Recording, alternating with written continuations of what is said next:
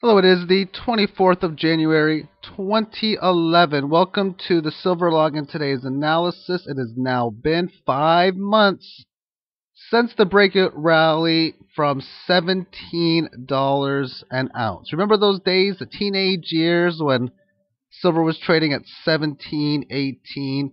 And now we have people, or some people, starting to panic because silver has fell below 27 US fiat dollars per ounce. The majority of the trading has been done within the 28, 29, 30 level, and that's now past tense because we're now trading back towards these lower levels in here. So we'll get to the chart, and it's changed a little bit. I've removed the 10-day moving average.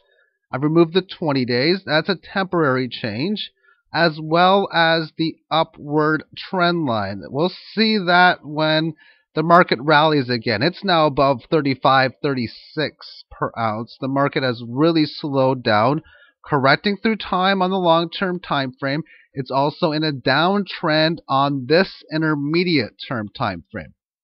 I've added in these automatic downtrend lines. This is resistance, and this is the support.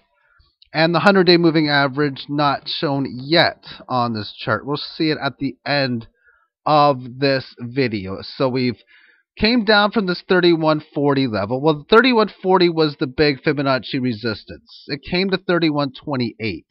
A 12-cent pierce below, pretty much a hit, and since then is now down more than $4 per ounce, or about 13-14% to the downside. And if the Dow Jones was down 13-14% over a 3-week period, you would see many, many people panicking. But a 13% retracement on silver, that's nothing more than a decent sized correction, which is exactly what's coming into play. This level of support today, it was taken down, and like I say, we got this little channel that we're trading within, but the majority of it has been traded within the lower end. You can even make a case that we're in this little channel here, and like I say, most of it is towards the support level.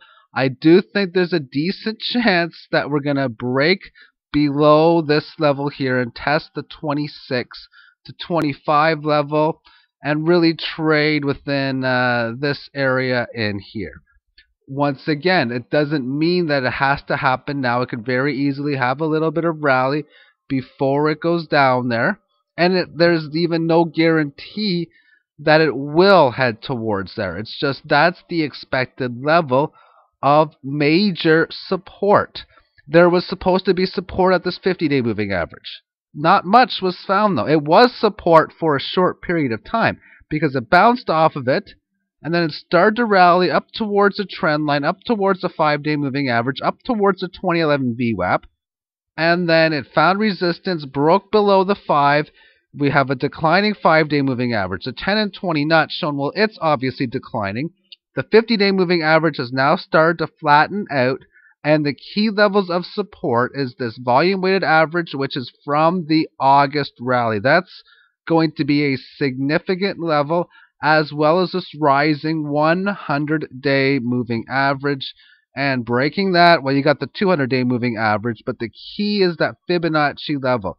If you take the Fibonacci from the breakout lows of 17 and change, I think it was 1775, and the top of 3128, this would be the first Fibonacci level, the 38.2% on the way down, roughly at about the 25 to 26 mark.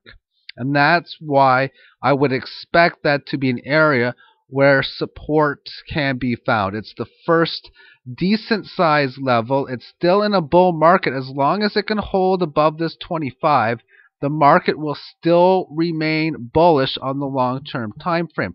However, if you're an intermediate term trader, right now it's in a downtrend. The bias is still towards the downside, and it's been hugging more towards this support level. These are automated trend lines I drew in today. and I'll keep them going as long as they stay active. So hopefully, for those who are hoping that the market will start to continue to go higher, it'll break above it and I can delete it.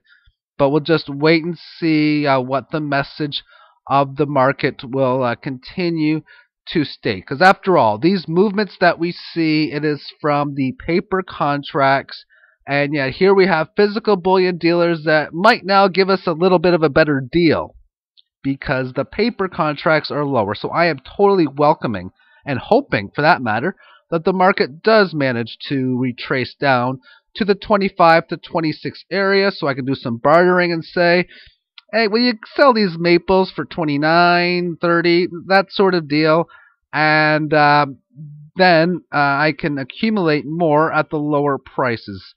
But the chances are that a move towards these levels here for the market to have a significant bottom is very, very high, actually. So it doesn't mean that it will. It just means that the probability odds are extremely high. Now I'm repeating myself, sounding like a broken record. So I'm going to end the video. Thank you for watching, and take care. Bye-bye.